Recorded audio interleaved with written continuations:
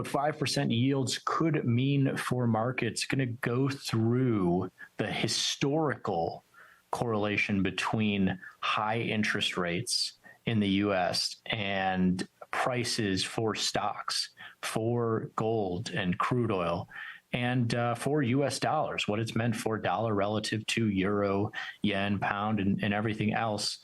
Of course, this historical correlation that we're going to be diving into here is not a prediction of the future, but it's been so long since we've had 5% interest rates that I wanted to essentially do a case study to get some context on what the market was like at that time, because there's so much out there, so many talking heads saying, oh, these high interest rates are awful, and here's why. These high interest rates are great, and here's why.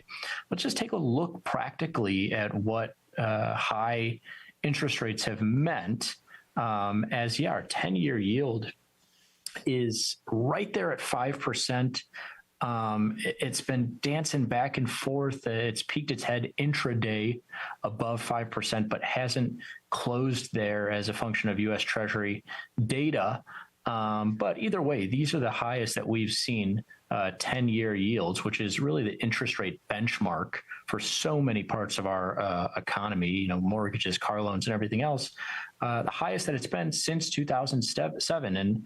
And it's funny to see this, just as a quick aside, because this isn't the highest inflation has been. And you might say, well, from what I hear, the Fed, they hike interest rates to fight inflation. And so if inflation isn't as high as it's been, then why are interest rates moving higher? Well, keep in mind that the Fed doesn't control a 10-year interest rate, doesn't control Treasury yields, controls the overnight rate. And these Treasury yields didn't climb as high as the overnight rate that the Fed had been hiking over 5% in the last year into this year. Because people thought that inflation, it had spiked, yes, but it was going to come lower and normalize very quickly. Now we're getting those short-term rates are staying pretty much unchanged around 5%. 10-year and 30-year rates are now climbing towards 5% and beyond, because the fear now is that not that inflation is going to get back up to 7, 8, 9%, but it might be sticking around 3 or 4 or 5% for longer. And so these long-term rates are higher, which has sent some shockwaves into other parts of the economy because they haven't been this high since that 04 to 07 range. And so I want to take a historical viewpoint, a trip down memory lane, so to speak, across all these different asset classes, stocks, Forex, and commodities, because everything's affected by interest rates. Most experienced traders will tell you that bonds and yields, interest rates, all the same market, carry some of the biggest influence over everything else. Because if something happens, between the euro and the dollar, how much does that mean for stocks? It maybe affects, net exports from the U.S. to euro area, but it's not going to mean so much for the stock market or the crude oil market, whereas interest rates really can make waves across everything. And let's take a look at what they meant in that 04 to 07 range.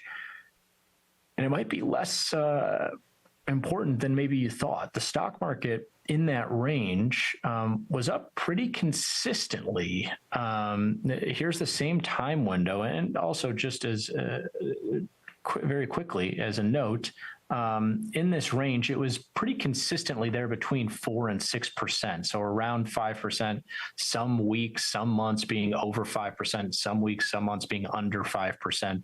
But you can see in this 04 to 07 range, just kind of between 4 and 6%.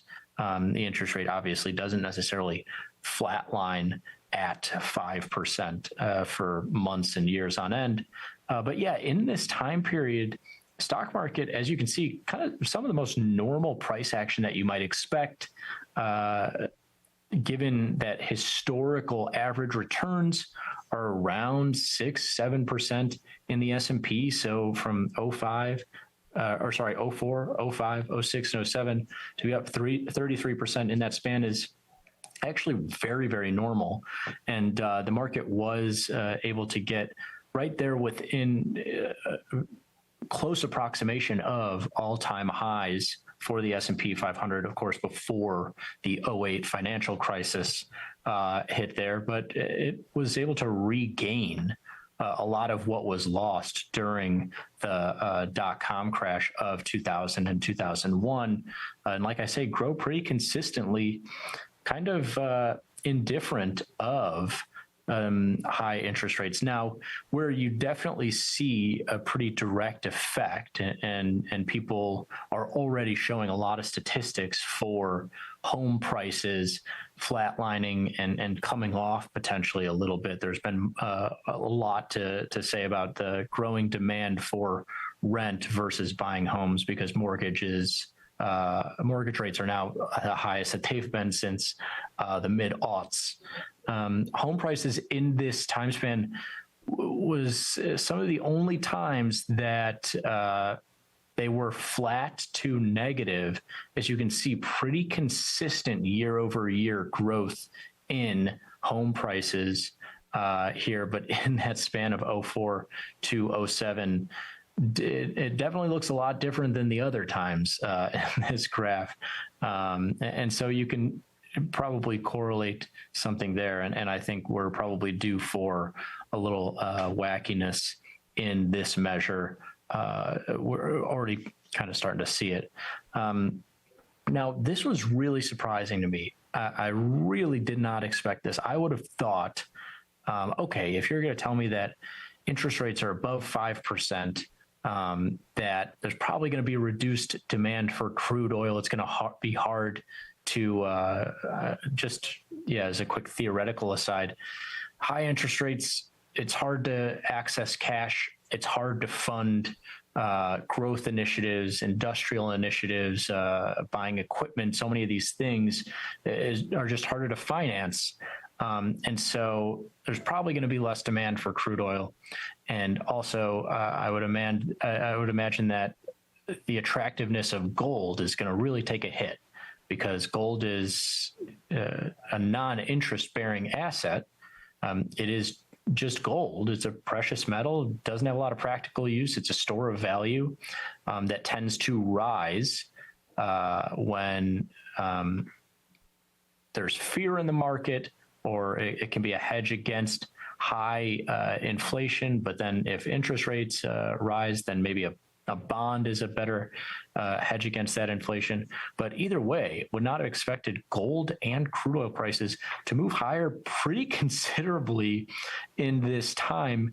Now, it is worth noting that, especially for crude oil, this was a time of huge industrial growth in China and India, and especially there outside of this '04 to '07 time that we're looking at in 2008, the end of 2007 and start of 2008 there, you see crude oil being well over $100 a barrel and then collapsing as part of the financial crisis and just global economic crisis of '08. And a lot of that has to do, like I say, with demand coming out of Asia at a pretty unprecedented level. But again, the gold piece, surprising to me, and we do actually have relatively expensive gold prices right now with a 5% interest rate environment. I do want to dissect this a little bit further, because this actually 5% interest rates in 2004 to 2007 actually were very different contextually than they are right now. We're going up to 5% for the first time since '07. If we go back to the historical chart here, they were going down to 5% for the first time since, I don't have data for it in front of you, because in the 90s and early aughts, 5% was kind of the floor for interest rates. And so maybe it was the fact that, relatively speaking, interest rates were moving lower at that time that made gold more attractive. But that being said, like I say, now we have $2,000 gold and a 5% interest rate. So maybe gold is actually just more indifferent than we thought to high interest rates. We'll see. I'm a little skeptical on that. But anyways, last piece here, one that you can really kind of see the indifference on was the euro versus dollar. Forex markets were pretty indifferent to this 5% interest rate environment. And again, maybe because relatively speaking, rates were moving lower at that time. And also keep in mind that Forex is a game of interest rate relativity.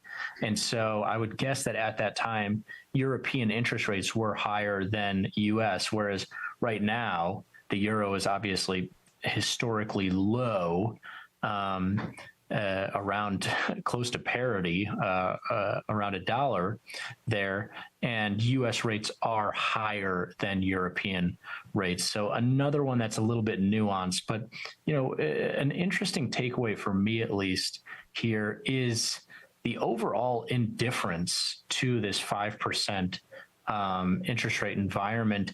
Now, that's not to say that it doesn't shift things around. I think when we get to that 5% from 0% interest rates, where we were at just 2 years ago, I think that can shake up a lot of stuff.